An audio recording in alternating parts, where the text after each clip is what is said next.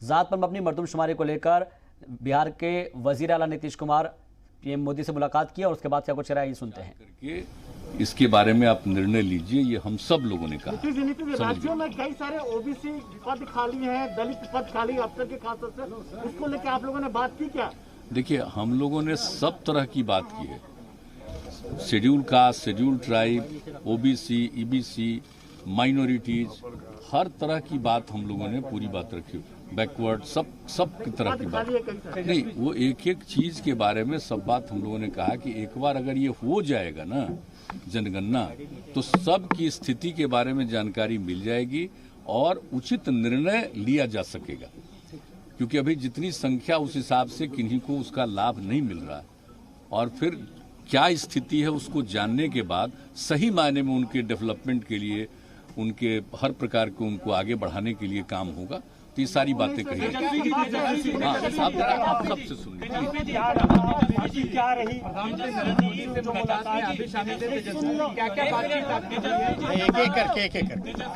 पूरा सत्ता पक्ष और विपक्ष यहाँ एकजुट होकर प्रधानमंत्री से पहुंचा। बिहार राज्य के सभी राजनीतिक दल क्योंकि सरकार ने इनकार कर दिया पहले अपने खुद का, क्या उम्मीद कोई जगी है आज की बैठक के बाद या महज एक सियासत है? राष्ट्र हित में, नेशन के इंटरेस्ट में कोई काम अगर है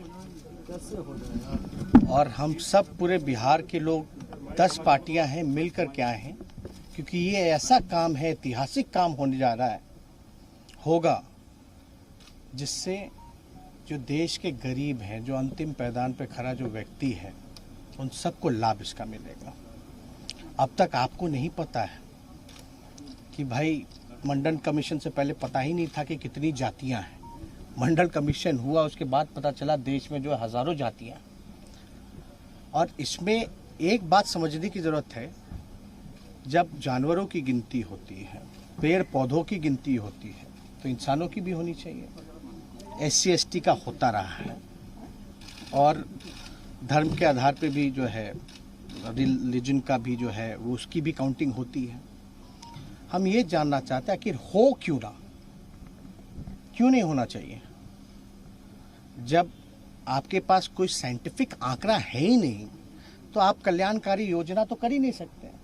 गवर्नमेंट के पास अभी, किसी भी सरकार के पास स्पष्ट आंकड़ा या कोई इस विषय में जानकारी जो है कि भाई कौन ऐसा समाज का लोग है जो दिहाड़ी मजदूर है, कौन ऐसे लोग हैं जो भूमिहीन है, कौन ऐसे जो लोग हैं जो भीख मांगते हैं।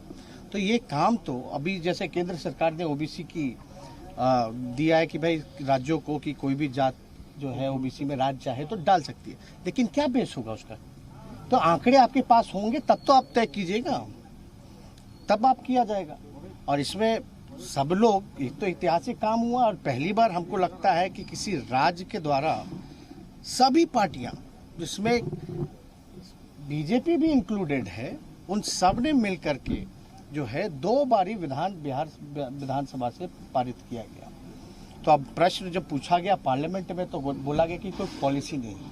लेकिन आपको भी पता है, आदरणीय लालू जी, मुलायम सिंह जी, यूपी के सरकार में, मनमोहन जी के समय में जातीय, शैक्षणिक और आर्थिक जनगणना हुई थी। लेकिन उसके आंकड़े जब केंद्र सरकार जो भी रहे, उसके बाद स्पष्ट जो जानकारी हम लोगों को नहीं मिली, ये बताया गया कि भाई करप्ट हो गया है डेटा। और हम लोगों ने कई बातें रखी कि भाई कैसे इंटरेस्ट में है, और ये भी बात की कि इसका कोई विरोध नहीं करता। अगर जातीय जनगणना से उन्माद फैलेगा, जातिवादी कहलाओगे, तो धर्म की भी गिनती नहीं होनी चाहिए। क्यों गिन रहे? तब तो धर्म में भी जो है आपका राइट होगा। तो वो भी अब तक तो हुआ नहीं ऐसा कि सेंसस से रिलीजन में लड़ाई हो जाए, तो ऐसी बात तो नहीं है। दूसरी बात, खर्चे की जहाँ तक आई, तो भाई जो सेंसस ऑलरेडी होता है ST का, SC का, आपका माइनॉरिटीज़ का, तो उसमें एक कॉलम ही जोड़ना है। जब खर्चा जब जानवरों के लिए हो रहा है, गिनती के लिए, पर्यावरण के लिए हो रहा है, पेड़ पौधों के लिए हो रहा है, तो आपको पता तो चलेगा कि भाई कौन किस जात के हैं, तभी तो रिजर्वेशन में भी लागू करने में भी लोगों को सहूलियत होगी। तो ये सारी चीज़ें जो है प्रधानमंत्री जी समय दिए, हम उनको धन्यवाद देते हैं। और बातें हम लोगों के डेलीगेशन की आदरणीय मुख्यमंत्री जी के नेतृत्व में, हम मुख्यमंत्री जी को भी धन्यवाद देते हैं कि हम लोगों के प्रस्ताव को, हम लोगों की मांग पर जो है प्रधानमंत्री जी से समय मांगे, और प्रधानमंत्री जी ने गंभीरता से सुना है। अब हम लोगों को बस इंतजार है निर्णय का। अब सुने तो हैं, अब हम सब लोग की मांग पे प्रधानमंत्री जी को, केंद्र सरकार को निर्णय लेना है, क्योंकि पार्लियामेंट में जो, क्योंकि ऑलरेडी एक बार हो ही चुका था, वो तो करप्ट हो गया। अगर केंद्र सरकार नहीं मानती, वो पुराने ढर्रे पे ही होगा, फिर क्या रहेगा? कोई राजनीतिक हम लोगों कहीं तो हम देखिए, केवल ये बिहार के लिए नहीं है। अभी ये मानना कैसे है जब हम लोग आकर के कह रहे हैं केवल बिहार के लिए नहीं। आपको एक बात, और ये डेलीगेशन जो मिला है केवल बिहार की जाति जनगणना के लिए नहीं मिला है, ये पूरे देश के जाति जनगणना के लिए जो है हम लोगों की मांग रही है प्रधानमंत्री जी से। अब निर्णय है, आप लोग सियासी तौर पर भी करीब आ रहे हैं सर, मुद्दे मिल रहे हैं आप दोनों के। नेशनल इंटरेस्ट पे अगर देश के लिए, विकास के लिए, लोगों की तरक्की के लिए अगर कोई काम होगा तो विपक्ष तो हमेशा सत्ता पक्ष का कोरोना काल में भी सहयोग किया है। लेकिन केंद्र सरकार जो है, जब महामारी से जब लोग परेशान थे, उसमें भी हम लोगों ने कई बार मुख्यमंत्री जी को भी कहा था कि जो सहयोग चाहिए होगा वो देने के लिए हम लोग तैयार। केंद्र सरकार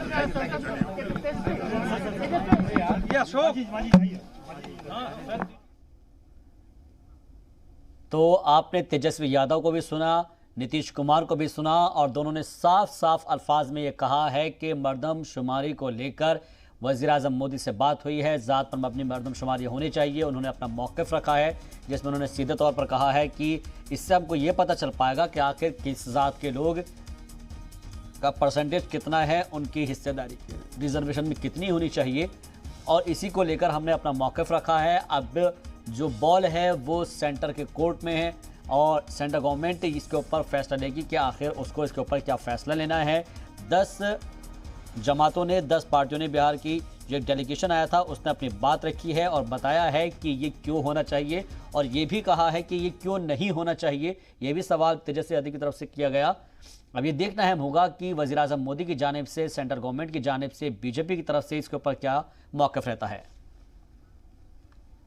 ज़ात पर मबनी मर्दमशुमारी पर वज़ीर-ए-आज़म मोदी से जो मुलाकात चल रही थी वो फिलहाल ख़त्म हो चुकी है। जाती मर्दमशुमारी पर पीएम मोदी से 10 सियासी पार्टियों की मीटिंग खत्म हुई है। बिहार के सीएम नीतीश कुमार ने कहा है कि वज़ीर-ए-आज़म ने हमारी बात को संजीदगी से सुना है। इस वक्त की बड़ी खबर आपको बता दें कि जो एक डेलीगेशन बिहार से दिल्ली पहुंचा था और वज़ीर-ए-आज़म मोदी से मुलाकात का वक्त आज तय हुआ था, फिलहाल ये मुलाकात हो गई है और उन सभी ने अपनी अपनी बात रखी है। खासतौर पर बिहार के सीएम नीतीश कुमार और लीडर अपोजिशन तेजस्वी यादव ने अपनी बातें रखी और बताया कि वज़ीर-ए-आज़म मोदी से बात हुई है, मुलाकात हुई है और संजीदगी से पीएम मोदी ने इस बात को लिया है। अब ये बात जो है सबके सामने है कि ज़ात पर मबनी मर्दमशुमारी होनी चाहिए और इसको लेकर पीएम मोदी भी अपना मौक़िफ़ रखेंगे तो पता चलेगा कि आखिर उनका इसके ऊपर क्या रिएक्शन होता है या फिर मरकज़ी हुकूमत इसके ऊपर क्या एक्शन लेती है। फिलहाल उन्होंने अपनी मांग रखी है, मुतालबात पेश किए हैं और ख़ास तौर पर कहा है कि ज़ात पर मबनी मर्दमशुमारी अगर हो जाएगी तो उससे पता चल जाएगा कि किस कास्ट के अंदर कितनी खामियां हैं और ख़ास तौर पर खामियां इस तरह कह रहे हैं हम कि उनको कितनी मदद की दरकार है या फिर उनको कितना इनकरेज किया जाना चाहिए, उसी के बेस पर रिजर्वेशन होना चाहिए। तो एक स्थिति, एक सिचुएशन का पता चलेगा और इसीलिए ये ज़ात पर मबनी मर्दमशुमारी होने की बात कही जा रही है। 10 अलग अलग पार्टियों के जो लीडरान हैं वो आज वज़ीर-ए-आज़म मोदी से मुलाकात करने के लिए पहुंचे थे। फिलहाल ये मीटिंग खत्म हो चुकी है।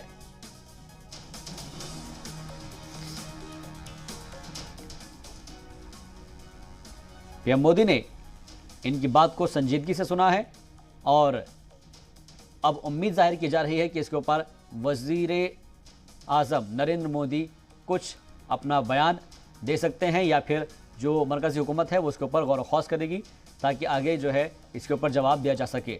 फिलहाल 10 अलग अलग पार्टियों के लीडरान से मुलाकात हुई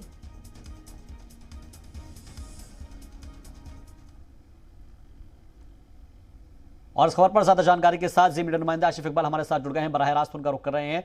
आशिफ, सबसे पहले आपसे जानना चाहेंगे कि 10 अलग अलग पार्टियों के लीडरान बिहार से पहुंचे थे वज़ीर-ए-आज़म मोदी से मुलाकात करने के लिए, क्या बात हुई है, क्या मुलाकात हुई है और क्या उसके नतीजे हो सकते हैं?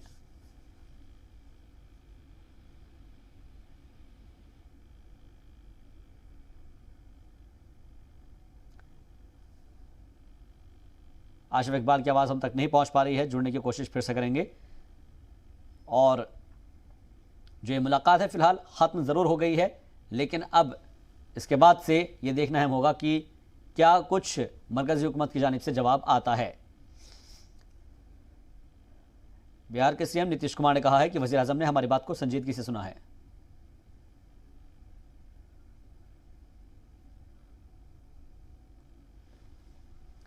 और एक बार फिर से रुक करते हैं जी मीडिया नुमाइंदा आशिफ इकबाल का। आशिफ, आपसे जानने की कोशिश करेंगे कि जो मुलाकात हुई है उसके अंदर क्या बातें निकलकर सामने आई हैं। बिल्कुल शहबाज, मैं आपको बताऊं कि देखिए, यह काफी अहम बैठक थी और इस बैठक में ये बैठक लगभग 45 मिनट तक बैठक चली है और उस बैठक में तमाम जो पार्टी के लीडर थे, खासतौर पे जो बिहार के प्रतिनिधिमंडल के जो सदस्य थे, वो सभी लोगों ने अपनी अपनी रायशुमारी की और सभी लोग ने साफ तौर पे बैठक खत्म होने के बाद कहा कि प्रधानमंत्री ने उन सभी की बातें बहुत ही ध्यान से सुनी है और उन्होंने कहा है कि इसका जो भी वैचारिक और जिस तरीके से आप कह सकते हैं, देखिए अभी हमारे साथ यहाँ पे साफ तौर पे जनक राम है जो बीजेपी के मंत्री हैं, लेकिन वो अभी कुछ कहने से बचते हुए नजर आ रहे हैं और सीधे हाथ का इशारा करते हुए वो निकल गए। यहाँ पे बैठक खत्म होने के बाद सभी बारी बारी यहाँ से निकल रहे हैं। अभी तेजस्वी यादव निकले, अभी जनक राम निकले और बाकी लोग भी अब धीरे धीरे करके बाहर निकल रहे हैं, क्योंकि बैठक खत्म हो चुकी है और सभी लोगों ने साफ तौर पर कहा कि प्रधानमंत्री ने की बातों को बहुत ध्यान से, बहुत गौरवता से सुना है। अभी और भी आ रहे हैं मंत्री, बारी बारी हम लोग कोशिश करते हैं कि कोई यहाँ बात करे, जिससे बात करने की कोशिश हम करेंगे और हम ये भी जानेंगे कि आखिर इस बैठक में क्या हुआ है और किस तरीके से इस बैठक में अपनी राजकुमारी किस तरीके से रखी गई है। जी बिल्कुल सर, इस बैठक में क्या हुआ सर? और प्रधानमंत्री जी जी जी जी गंभीरता से सुना जी और विचार जी। तो आपको उम्मीद है कि अभी आप लोगों का हल निकलेगा इन सब बातों का, जिस बात के लिए आप लोग यहाँ आए?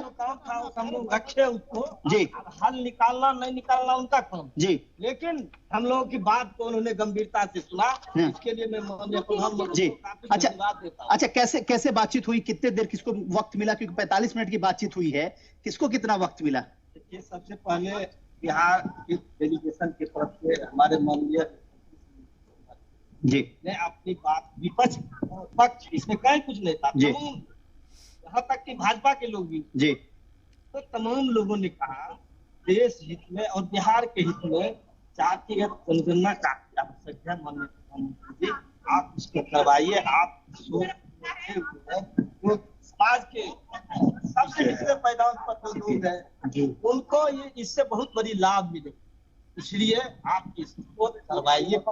तो प्रधानमंत्री ने सुना आप लोगों की बातों को बहुत। अच्छा, प्रधानमंत्री का मूड मिजाज कैसा था? मतलब बात सुनने के मूड में थे या फिर अपना अपनी काफी गंभीरता से उन्होंने सुना हमारी बात को। हम अच्छा। तमाम लोगों की बात को काफी गंभीरता से सुना। अच्छा, हमको लगता है निश्चित रूप से वो विचार आप अपोजिशन के लीडर है, एक सवाल बड़ा लाजमी सा कि किसको ज्यादा तवज्जो मिला, नीतीश कुमार को या तेजस्वी यादव को? नहीं, सभी लोगों को एक समान तवज्जो मिला। इसमें कहीं पर प्रधानमंत्री ने भेदभाव बरतने का काम नहीं किया। किसकी बात पे खासो तवज्जो था कि मतलब सभी लोगों की बात, क्योंकि आप लोगों ने ही 10 नीतीश पार्टी कुमार के से लोग बातचीत हम की थे, थी। 10 पार्टी के हम जी लोग थे, जी। तमाम लोगों की बात को उन्होंने गंभीरता से सुना। जनक राम की बात भी सुनी, बीजेपी के जनक राम थे। उनकी भी बात सुनी। उन्होंने जनक राम भी ने कहा, हाँ। जो जितने भी हमारे इनके नेतृत्व, माननीय मुख्यमंत्री के नेतृत्व में हम लोग आए हैं, जी तमाम दल के लोग, जी जो माननीय मुख्यमंत्री ने जिस सवाल को जी। रखा है, हम तमाम लोग इनके साथ। तो आप सीपीआई दल का प्रतिनिधित्व करते हैं? हाँ, जी, क्या नाम? मेरा नाम सूर्यकांत पासवान हुआ जी, बेगूसराय बकरी से हम विधायक हुआ करते। बिल्कुल। तो आप लोगों के डिमांड तो और भी बड़े हैं कि ये तमाम कॉस्ट एंड आशिफ इकबाल बात कर रहे हैं सीपीएम के लीडर से और अलग अलग जो लीडर हैं, और इस मौके पर जब बात हुई है तो उसके बाद नीतीश कुमार ने अपनी बात रखी कि क्या कुछ पीएम मोदी से बात हुई है, जरा सुनते हैं।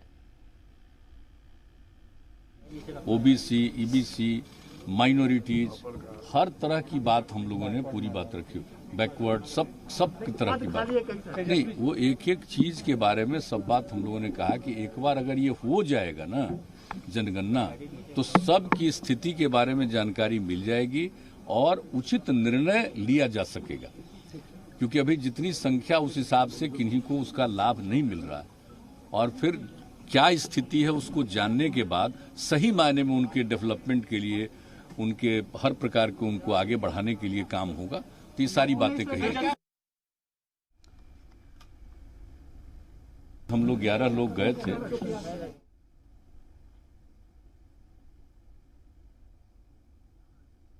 तो नीतीश कुमार को आपने सुना और बताया उन्होंने कि किस तरीके से अलग अलग जो पार्टी के लीडरान हैं उन्होंने बात की, मुलाकात की है और पीएम मोदी ने बहुत ही संजीदगी से उनकी बात को सुना है। आसिफ इकबाल का एक बार फिर से रुख करते हैं और जानने की कोशिश करते हैं। आसिफ, आप बात कर रहे थे, हालांकि कुछ कनेक्शन की वजह से, हमारी जो तकनीक खामी की वजह से कनेक्शन टूट गया था। मैं आपसे समझने की कोशिश करूंगा, ये तो हो गई बिहार की जो सियासी पार्टियां हैं उनकी तरफ से, लेकिन कुछ ऐसी पार्टियां भी है जो कि बीजेपी की अलायंस पार्टियां हैं, फिर चाहे उसके अंदर हम आरपीआई की बात कर लिया जाए या फिर और भी जो अलायंस पार्टियां हैं, जो पार्टनर है, वो भी इस बात का समर्थन कर रहे हैं, लेकिन फैसला बीजेपी को खासतौर पर वजीर आजम को लेना है। शहबाज, आपको बताऊं कि देखिए कुछ चीजें खास है।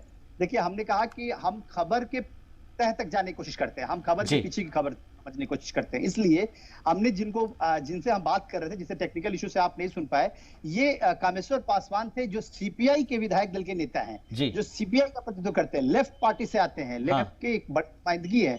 और आज भले ही उनके वोट बैंक में कमी आई हो, लेकिन हमेशा लेफ्ट के लोग वहां पे रहे हैं, लेफ्ट का प्रतिनिधित्व रहा है, ये बात सबको पता है। और देखिए, वो सीपीआई के लीडर थे, उन्होंने बहुत सारी चीजें बड़ी खास बोली। उन्होंने कहा कि प्रधानमंत्री ने बड़े हंसते हुए कहा कि भाई आप लोग भी आ गए, आप लोगों को भी लगता है कि कास्ट सेंसस होना चाहिए, आप लोग तो से आते हैं, फिर आप लोग तो, उन्होंने कहा कि सर हम अपने लिए नहीं बल्कि हम इस इश्यूज पे हमको लगता है कि हम लोग को साथ आना चाहिए, इसीलिए हम लोग आए। उन्होंने सबको बराबर तवज्जो दिया। उन्होंने एक बड़ी बात कही, उन्होंने कहा कि नीतीश कुमार को भी उतना ही वक्त मिला जितना तेजस्वी यादव को मिला, और जितना तेजस्वी यादव को मिला उतना ही अजीत शर्मा, अख्तरुल इमाम शाहीन और जितन राम मांझी और मुकेश सहनी को मिला, कामेश्वर पासवान को मिला, महबूब आलम को मिला।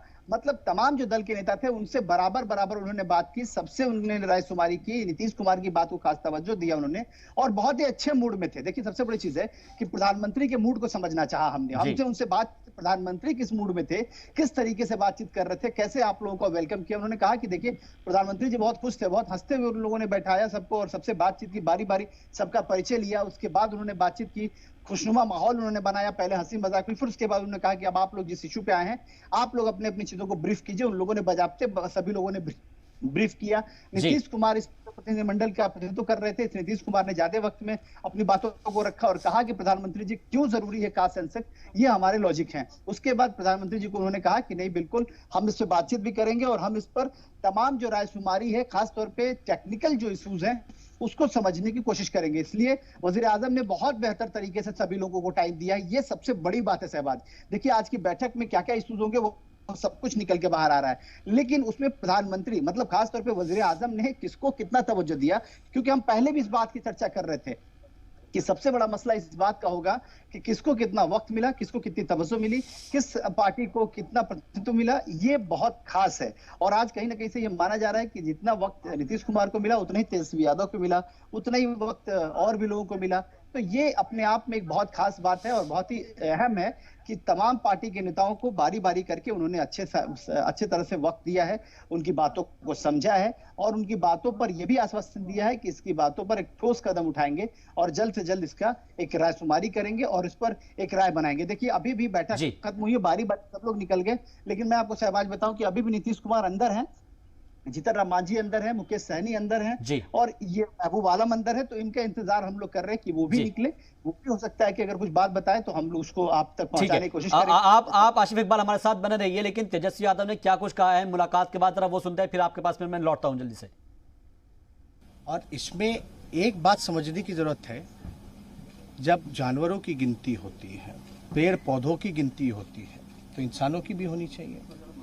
SC/ST का होता रहा है और धर्म के आधार पे भी जो है, रिलीजन का भी जो है, वो उसकी भी काउंटिंग होती है।